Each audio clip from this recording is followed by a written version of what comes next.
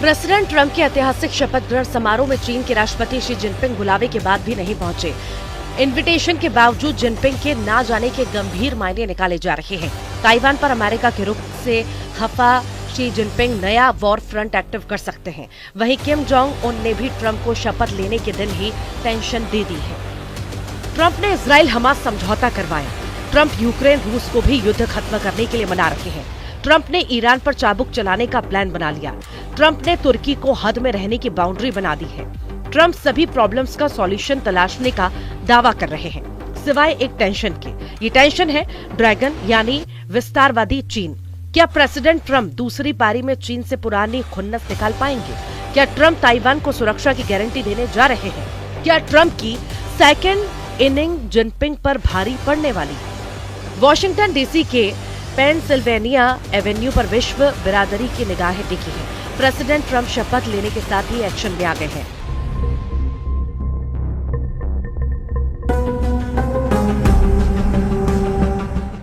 Precision of 78. ताबड़तोड़ फैसले उन्होंने सुना दिए हैं। कई ऐसे मसले हैं जिन्हें ट्रंप ने चुनाव जीतने के बाद से टॉप प्रायोरिटी पर रखा है। अब उनके निपटारे का टाइम भी आ गया है। ट्रंप की विश लिस्ट में सबसे पहले इजराइल बंधक संकट का खात्मा था, जिसमें उन्हें कामयाबी मिल गई। मगर ट्रंप के लिए सबसे बड़ी मुसीबत जो है उसकी काट वो तलाश पाए हैं, इस पर सस्पेंस है। इस मुसीबत का नाम है चीन।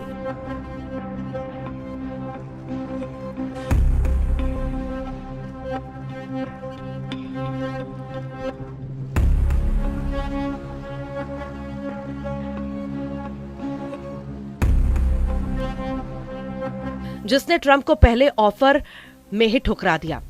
ट्रंप ने बड़े अरमान से चीन के राष्ट्रपति शी जिनपिंग को अपने शपथ ग्रहण में न्योता दिया था, लेकिन चाइनीज प्रेसिडेंट ने ट्रंप के बुलावे पर भी शपथ ग्रहण समारोह से दूनी बना ली।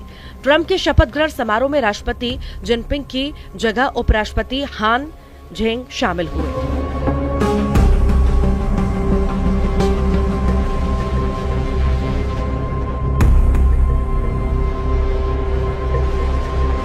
ट्रंप ने चीन पर नरमी बरती। चुनाव जीतने के बाद उन्होंने जिनपिंग से फोन पर बात की। अपनी ओथ सेरेमनी में धूम धड़ाके के साथ न्योता भी भेजा, लेकिन ड्रैगन ने उन्हें पहले ही मौके पर जोर का झटका देकर क्लियर कर दिया कि चीन पुराने स्टैंड पर है।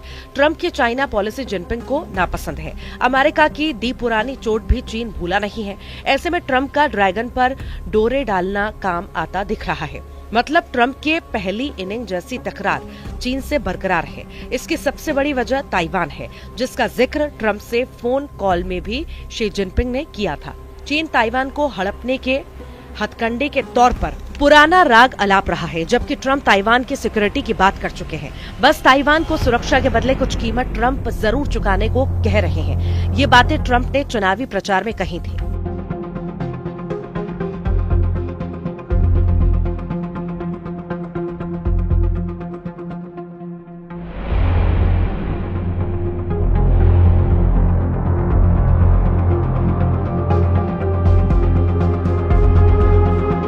प्रेसिडेंट ट्रंप की चाइना पॉलिसी में ताइवान सबसे बड़ा फैक्टर है।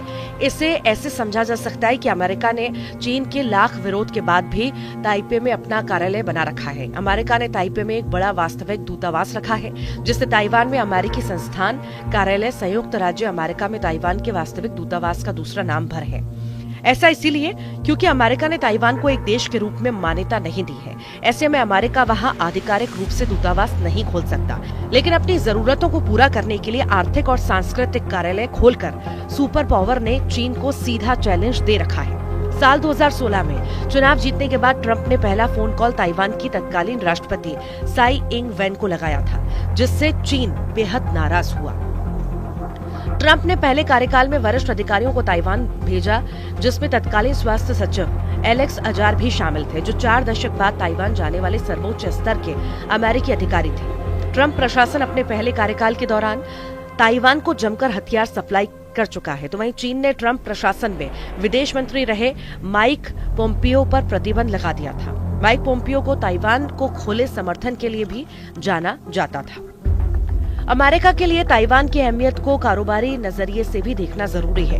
2023 के अंत तक ताइवान संयुक्त राज्य अमेरिका का 10वां सबसे बड़ा निर्यात बाजार था, जिसकी कीमत $40 बिलियन थी, और आयात का 8वां सबसे बड़ा स्रोत था, जिसकी कीमत $88 बिलियन थी। ट्रंप प्रेसिडेंट से पहले बिजनेसमैन हैं। इतना बड़ा बाजार हाथ से जाने देने का जोखिम वो सिर्फ चीन को साधने के लिए नहीं उठाएंगे। कारोबार को लेकर चीन और अमेरिका के बीच 36 का आंकड़ा रहता है। डोनाल्ड ट्रंप के समय चीन के लिए कारोबारी परेशानियां और बढ़ जाती हैं। ट्रंप ने चीन से आयातित सामान पर 60% तक टैरिफ लगाने का प्रस्ताव रखा था। ट्रंप टैरिफ के तूफान से चीन के बाजार में हड़कंप मचा हुआ है। चीन को ट्रंप की कोरोना वायरस पर कही बातें भी शूल की तरह चुभती हैं। ट्रंप ने जब भी कोरोना का जिक्र किया, उसे चाइनीज वायरस का नाम दिया था। खैर, चीन को लेकर ट्रंप का पहला एक्शन देखने में वक्त लग सकता है। हालांकि ट्रंप की दूसरी पारी भारत के लिए कैसी होगी, इसे उनकी टीम के कुछ चेहरे बयां कर रहे हैं।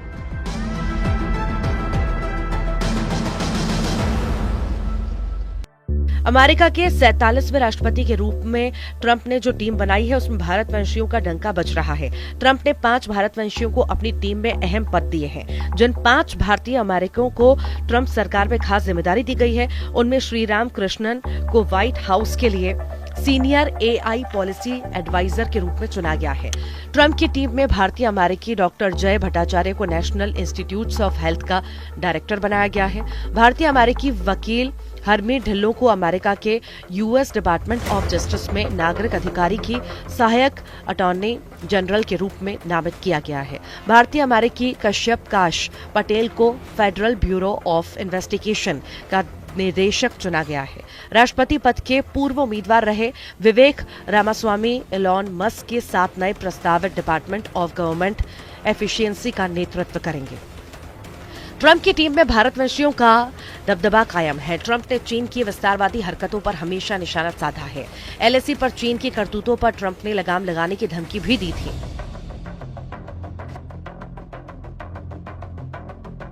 अपनी दूसरी पारी की शुरुआत में ही ट्रंप ने भारत और चीन के दौरे की ख्वाहिश जताकर ये भी साफ कर दिया है कि उन्हें भारत जैसे दोस्त की दरकार है, तो चीन जैसे विरोधी को सुधारने का दम खम भी वो रखते हैं। एशिया महाद्वीप में ट्रंप के लिए दूसरी सबसे बड़ी टेंशन उत्तर कोरिया के तानाशाह किम जोंग उन बन गए हैं, जिनसे पहले कार्यकाल में की गई दोस्ती अब बेईमानी हो चुकी है।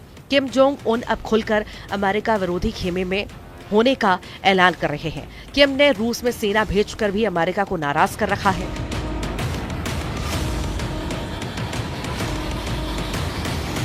ट्रंप ने दूसरे कार्यकाल में किम जोंग उन से दोस्ती या दुश्मनी की बात तक नहीं शुरू की है। वहीं किम जोंग उन आए दिन अमेरिका को बर्बाद कर डालने की धमकी देते हैं। यानी जितनी चुनौती ट्रंप को यूरोप और खाड़ी देशों में मिलेगी, उससे कम एशिया के अखाड़े में नहीं, जबकि ट्रंप वर्ल्ड वॉर रुकवा देने का दम भर रहे हैं।